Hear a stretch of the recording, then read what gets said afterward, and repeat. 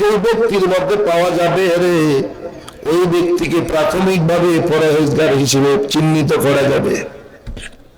এক নম্বর, আল্লাযীনা ইউমিনুনা বিল গায়ব, যারা মুত্তাকি হবে, পরহেজগার হবে, এক নম্বর গুণ থাকতে হবে তারা আল্লাহকে দেখে নাই। আল্লাহ আছে না নাই? আল্লাহ আছেন, দেখছিনি? আল্লাহ তাআলা জান্নাত বানাইছেন, যারা ভালো কাজ করবে মৃত্যুর পরে তাকে জান্নাতে দেওয়া হবে। জান্নাত দেখছি? বিশ্বাস আছে? যে খারাপ কাজ করবে, গুনাহ করবে, তার জন্য আল্লাহ তাআলা জাহান্নাম বানায় রাখছে, দেখি নাই? দেখছিনি? জাহান্নাম যে আছে, বিশ্বাস আছে না নাই? কবরের মধ্যে বান্দা তোমার আযাব হবে, কবরের আযাব কেউ দেখছি? বিশ্বাস আছে? হবে যে এটা সত্য? কি বিশ্বাস করি? এই না দেখা জিনিসগুলোর উপরে যে ব্যক্তি সাক্ষ্য দিবে, মুত্তাকি পরহেজগারের এক নম্বর গুণ হলো আল্লাহ তাআলা যা ঘোষণা করছেন, দেখি আর না দেখি বিশ্বাস করা লাগবে। দেখি আর না দেখি বিশ্বাস করা লাগবে।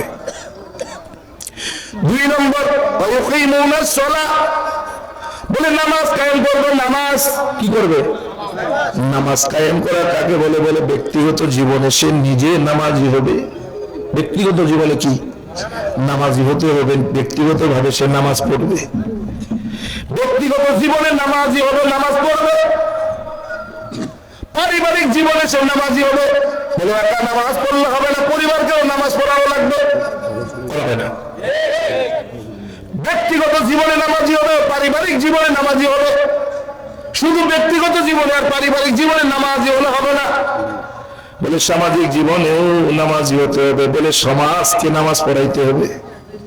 কি তুমি ব্যক্তিগত ভাবে নামাজ পড়বে, পারিবারিক ভাবে নামাজি হবে, সমাজ নামাজ পড়বে না, নামাজ না পড়ে জাহান্নামে যাবে, এটা হবে না।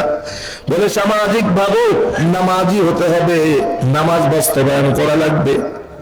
বলে শুধু সামাজিক ভাবে নামাজ আদায় করলে হবে না। 4 নম্বর বলো অর্থনৈতিক ভাবেও নামাজি হতে হবে, অর্থনীতির ভিতরেও নামাজ থাকা লাগবে। বলে শুধু অর্থনীতির ভিতরে নামাজ থাকলে হবে না, রাজনীতির জীবনেও নামাজ থাকা লাগবে। কোথায়? রাজনৈতিক ভাবেও নামাজি হতে হবে। বলে শুধু রাজনৈতিক ভাবে নামাজি হলে হবে না, আন্তর্জাতিক পর্যায়েও নামাজি হতে হবে। তার মানে বলেন কোন বেনামাজি পৃথিবীতে থাকবে? পৃথিবীর জমিনে কোন বেনামাজি পাওয়া যাবে? যদি বান্দা 5টা জিনিসের উপরে নামাজ কায়েম করে, বলে ওই নামাজ আদায় করে, বলে এই 5টা জিনিসের উপরে নামাজ আদায় করাটা হলো নামাজ কায়েম করা।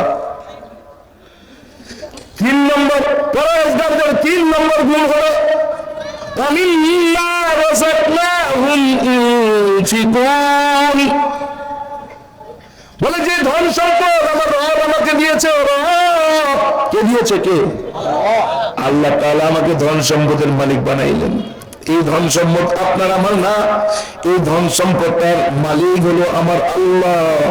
আপনি আমি মাত্র ম্যানেজার, আমানতদার। আপনি আমি কি? অথচ আমার টাকা, আমার পয়সা, আমার বাড়ি, আমার গাড়ি সব আমার করি। কথা বলেন, এর একটাও কি আপনার আমার? সব আমার রবের।